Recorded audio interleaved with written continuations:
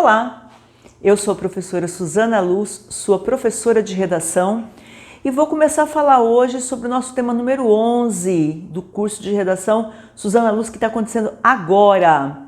Nós vamos falar sobre a influência, a interferência, aquilo que os influenciadores digitais deixam para nossos jovens e deixam para as nossas crianças.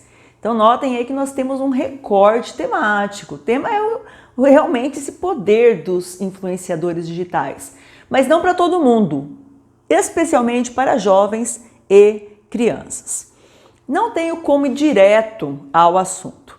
Eu quero primeiro falar um pouquinho para vocês a respeito do que seja indústria cultural, do que seja cultura de massa e, enfim, quais são os meios de influência que vão formar uma pessoa, vão formar o cidadão.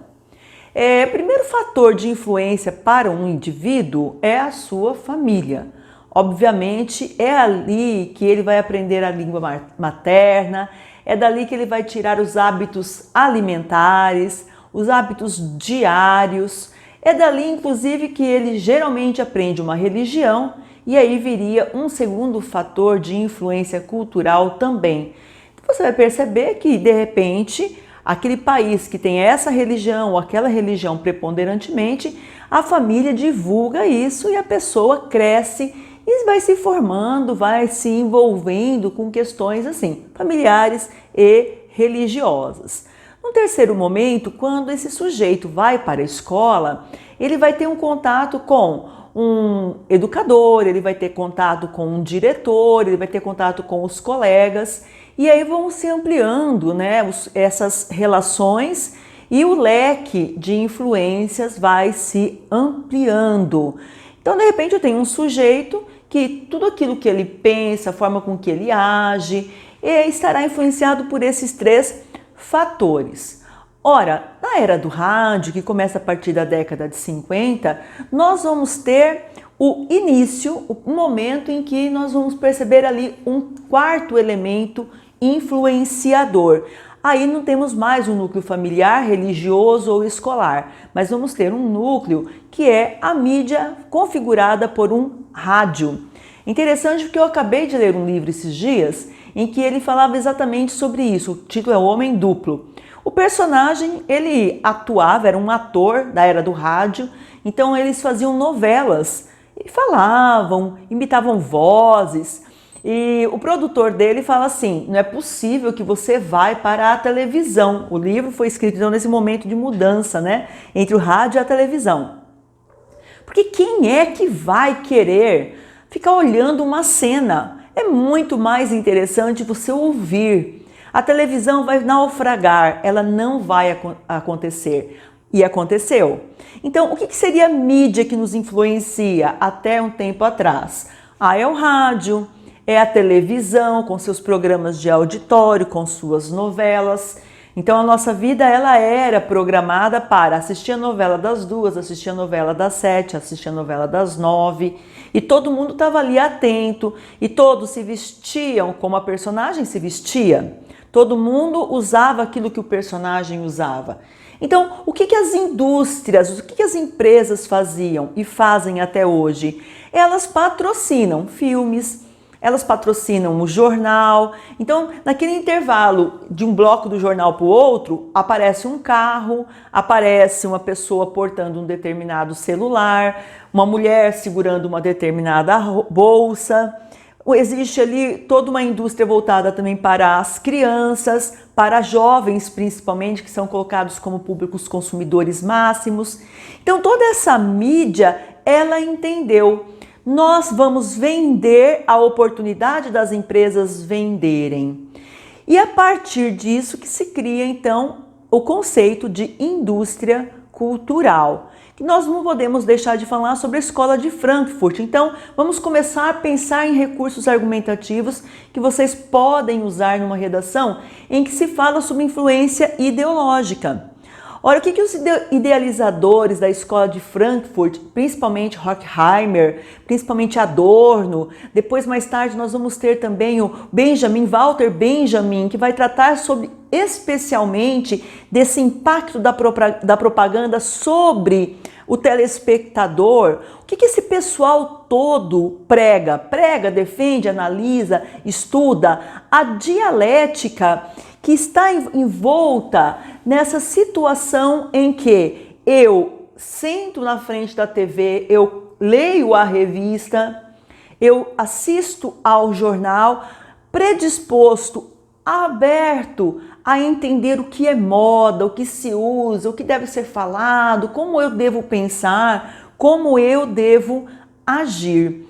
Então, notem, por que eu estou fazendo todo esse discurso para falar sobre influência daqueles que têm canais, aqueles que se propagam na internet? Porque tudo compõe, né? Nós temos aí a física quântica que nos diz isso, tudo compõe, tudo está envolvido num só processo histórico, filosófico, ideológico. Então, que alguém nos influencie não é algo novo, mas que eu esteja ali acompanhando uma pessoa e eu ali aberto a ser influenciado, isso de certa forma é um movimento novo e por isso que está aqui colocado como nosso tema de redação. Nós não podemos nos esquecer que há muito tempo o termo ideologia foi cunhado, foi formado, e Marx vai trabalhar muito bem essa questão da ideologia, atrelando a ideologia às instâncias de poder. Então, vamos recuperar um pouco daquilo que eu falei. Nessas instâncias de poder, o que se propaga na televisão? Aquilo que eu posso comprar, aquilo que está à venda. Nem que aquilo que está à venda seja uma ideia, ok? Nem que seja uma ideia, aquilo que estará à venda. E geralmente isso vem das instâncias de poder. Qual que é a grande inversão que a internet possibilitou a todos nós? De repente, um anônimo. Não é alguém que está ligado a Hollywood, não é alguém que está ligado às redes de televisão, às emissoras de TV brasileiras, não é alguém que está ligado a um grande jornal, é um anônimo. Ele começa a gravar vídeos e a falar aquilo que ele pensa sobre as coisas mais variadas possíveis. E a partir dali, tem uma visualização, tem outra, tem 1.000, tem 10.000, tem 1 milhão, tem 3 milhões. E, é claro, essa indústria cultural, ela está ali de olho. Enquanto o menino é pequeno e fala bobagens e tem ali de repente 2, 3 mil seguidores, ele não chama atenção. Mas quando ele começa a ser tweetado, comentado, convidado, opa, espera ali, que tal ele estar vestindo uma camiseta do curso de redação Suzana Luz? Tantos mil para ele. Que tal ele ser fotografado do lado de tal marca de carro? Tantos mil para ele. Que tal ele dizer que ele viaja pela companhia tal? Então, um vídeo bobinho, daqueles de uma manhã que a mãe está distraída e a criança está na frente do computador, com o seu celular na mão, o menino fala assim, porque quando viajo, eu viajo para tal lugar, mas eu tenho que ir com tal companhia aérea. Ele não está falando isso à toa. Ele está falando isso porque a companhia aérea pagou para ele falar isso. Ou, não pagou ainda, mas ele mostra, ó, tive tantas visualizações falando da companhia de vocês. Posso falar outra vez? E aí, qual é a compensação que eu vou ter? Então, hoje, esse mercado, que já veio sendo construído historicamente, ele está em alta.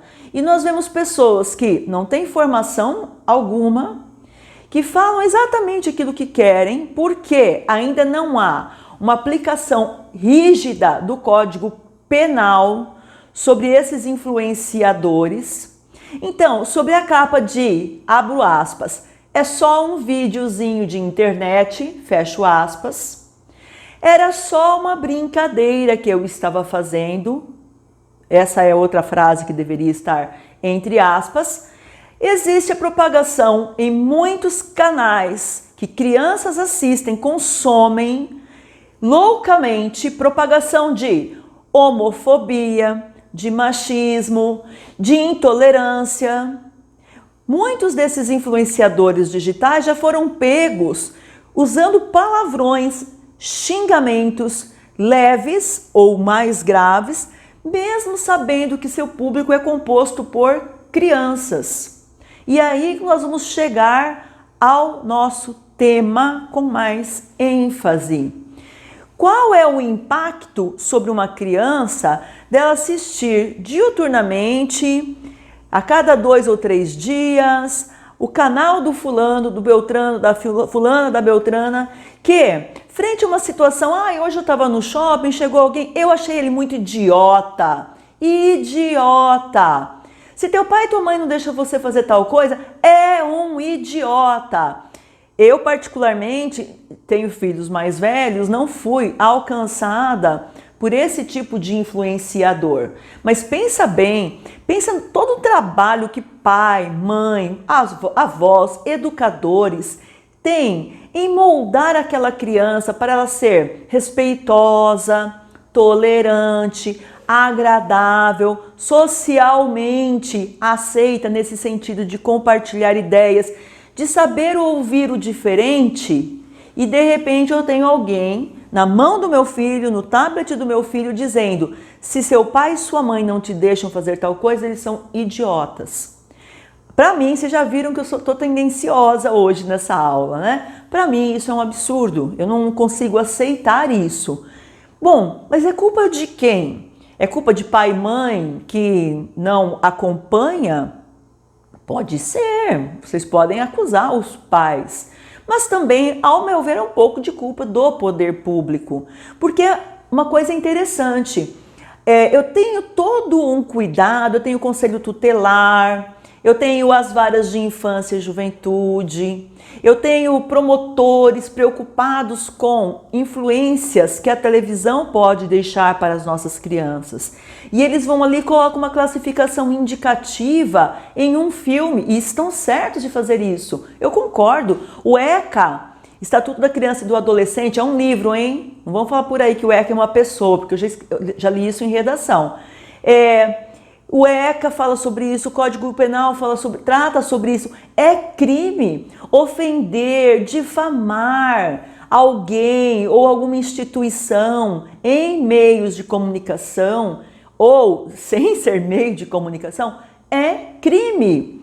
Então, se a televisão coloca um filme com uma classificação indicativa inadequada, ela vai ser punida. Mas por que não há punição em relação a esses influenciadores? Então a tese de vocês pode girar em torno desses aspectos, em torno de aspectos legais, em torno de aspectos da formação dada pela família, dos cuidados que a família deve ter. Eu já vou implicar com uma coisa. Geralmente na conclusão vocês começam é preciso que a família eduque seus filhos para que eles... Cara, já não está acontecendo isso. Então, o que tem que acontecer para que a família tenha essa preocupação? A preocupação em qual conteúdo é que meu filho está tendo acesso? A qual conteúdo? Gente, a internet é maravilhosa. Pela internet eu visito um museu que jamais eu poderei estar pessoalmente. Posso assistir a bons filmes, sim, mas também ela traz muito lixo, totalmente lixo. Então nós temos que saber dosar, escolher corretamente. E esse é o nosso grande desafio. Bem, eu pensei em alguns filmes que vocês podem mencionar também como repertório aí para a redação de vocês. Um dos filmes que vocês podem assistir, aliás, deixa eu falar sobre um livro primeiro. A Revolução dos Bichos é um livro que vem tratar, o Animal Farm, né? Ele vem tratar desses aspectos da relação de poder, de quem que influencia quem. É um livro interessante para relacionar essa questão de indústria cultural, do poder que vem da informação, do poder que é dado uma formação que fica se repetindo. Vocês podem mencionar o filme V de Vingança, porque nesse filme V de Vingança também essas estruturas de poder, ou seja, eu em campo. O menino chama a atenção da criançada porque fala o que a criançada quer ouvir. Eu vou ali e falo, olha, ele é patrocinado por tal concessionária, ele é patrocinado por tal agência de turismo. Parece assim que é o que há. Tá bem? Então esse filme V de Vingança, ele vem mostrar exatamente essas relações de poder, como se forma uma ideia, como se constrói uma ideia, como que você mergulha numa ideologia. O filme nacional Quanto Vale é por Quilo também é bem interessante, porque ele vai tratar dessa questão da indústria cultural, daquilo que presta, daquilo que não presta, daquilo que contribui, daquilo que não contribui, daquilo que emburrece o povo, que faz a pessoa depois não conseguir usar nenhum recurso argumentativo numa redação. Por quê? Porque ela foi levada a acreditar que o que é legal é só o besterol, brasileiro ou americano. Aí é o tema do cinema do ano passado, né? Só o que é oba-oba, vai mostrar pessoal consumindo droga. Olha, peraí, tem filme também muito interessante para a gente tratar nesses aspectos. O filme Batismo de Sangue também vai falar sobre essas estruturas, do que a mídia transmite, do que é verdade, do que é noticiado. Então nós temos aí bastante coisa interessante, desde a Escola de Frankfurt, desde Marx. Eu não posso deixar de mencionar o livro que eu estudei da doutora Icléa Borges na universidade, quando eu fiz o curso de letras. Então nós tivemos contato, foi quando eu tive contato primeira vez, né, com esses conteúdos, falar sobre cultura de massa, falar sobre indústria cultural. Então aí são algumas dicas para vocês usarem nessa temática. E eu também convidei alguns alunos para falar um pouquinho assim, que repertório você utilizaria para tratar desse tema, qual repertório você vai usar para tratar desse tema, e nós vamos ouvi-los agora, tá bom? Obrigada, meninos! Bom, para defender uma tese no tema a interferência dos influenciadores digitais no comportamento dos indivíduos, jovens e crianças, eu traçaria em primeiro plano o termo indústria cultural, que foi desenvolvido pelos filósofos Theodor Adorno e Max Horkheimer, para falar sobre o panorama fetichista que foi criado em torno do consumo e que foi propagado em grande massa pós-revolução industrial na mídia, né, em geral, seja ela rádio, TV, música, etc. Isso faz referência nos dias atuais às personalidades que são influenciadores digitais, porque elas, tendo um público-alvo muito grande, são potenciais propagadoras de marcas, de padrões de consumo por meio da vestimenta, de comportamentos musicais, comportamentos culturais, daquilo que é acessado enquanto cultura, no geral, a partir daquele indivíduo, e vários outros fatores. Também faria uso do repertório que condiz com a visão de Noam Chomsky acerca da sociedade capitalista, que está pautada em 10 estratégias de manipulação. Isso eu acho que seria muito pertinente porque personalidades que possuem, como eu disse, um público-alvo significativo, elas também são pessoas e lidam com emoções, e isso também entra na questão da manipulação, porque recai sobre a utilização do aspecto emocional muito mais do que a reflexão. E quando os indivíduos estão na internet de modo despreparado, sem uma criticidade aguçada, isso vai sim influenciar diretamente no comportamento desempenhado por esses indivíduos. Quanto mais novo, menores são as experiências que advêm da escola, do Estado enquanto tomada de consciência e da família. E ao mesmo tempo que são menores a quantidade de influências, é maior a quantidade de informação que essa criança pode estar sujeita, porque ela está em plena formação, tanto a criança quanto o jovem. Então, essa estratégia de manipulação associada à ideia de falta de criticidade seria muito pertinente. Vale ressaltar também que a obra Sociedade do Espetáculo, de Guy Debord, que é um sociólogo francês, ele faz também muita referência à ideia de que os indivíduos, por estarem muito associados a imagens, também recaem sobre uma perspectiva de influência no comportamento. Então, assim, eu usaria também como repertório para afirmar essa ideia da visibilidade, né, do que a gente acessa enquanto mídia e traz para o nosso cotidiano. E aí fazendo uma amarração com os recursos citados anteriormente. Oi, boa noite. A professora Suzana Luz propôs que falássemos 2 recursos que usaríamos no tema interferência dos influenciadores digitais no comportamento de jovens e crianças. Eu separei 2 e vou falar um pouquinho sobre eles. O primeiro que eu separei é sobre o filósofo Aristóteles. Eu usaria ele à medida que ele fala na sua filosofia que o ser humano ele vive para encontrar sua felicidade. Tudo que fazemos se volta para ir de encontro com a nossa felicidade. E eu acho que isso se encaixaria nesse tema à medida que nós como seres humanos, acabamos deixando tal interferência de influenciadores digitais porque achamos que aquilo ali vai nos dar felicidade, tanto com um produto de consumo, tanto com uma forma de vida mais saudável, à medida que a gente ainda não se encontrou diante dos excessos e faltas que temos. E até nisso Aristóteles fala que o ser humano, o homem virtuoso se baseia nisso, que sabe ter o equilíbrio entre o excesso e a falta, só que nós seres humanos ainda não temos esse controle. E acabamos que influenciadores digitais interferem sim no comportamento, no que compramos, no que consumimos e no que ouvimos. Enfim, é isso. Aristóteles é o primeiro que eu falaria. O segundo recurso que eu usaria seria o mito de Damocles. O mito de Damocles, no geral, ele fala sobre que tudo tem 2 lados. Cabe a gente saber analisar esses 2 lados com imparcialidade.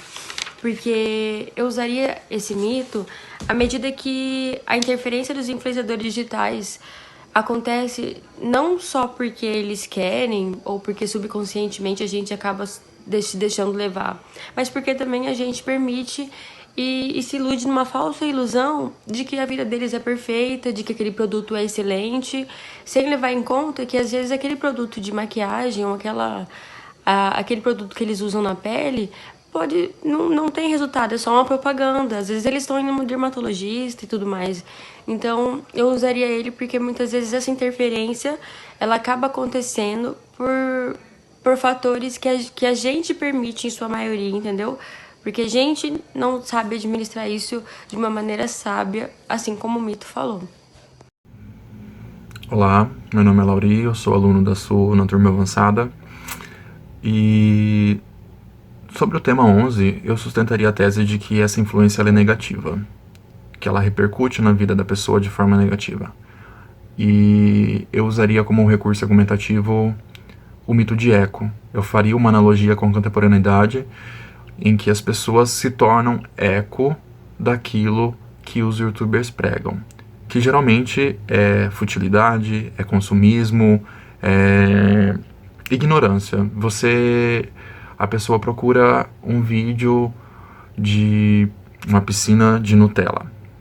Cara, o que isso vai mudar na vida de quem tá assistindo? Enquanto o youtuber poderia estar lá discutindo um tema que repercute na sociedade, se posicionando, ensinando a pessoa a ter uma visão crítica. Eu sei que há youtubers que fazem isso, que há influenciadores que fazem isso, mas a grande maioria que faz o sucesso na internet não aborda isso.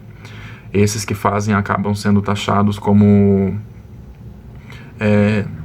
acabam não tendo o tanto de visualização que esses outros têm. Então eu faria, sim, a analogia com o mito de eco, falando que esses assinantes desses canais que acabam sendo influenciados se tornam eco daquilo que os influenciadores pregam. E que geralmente são esses valores que eu coloquei. São valores negativos de consumismo, de ignorância, de futilidade. É isso.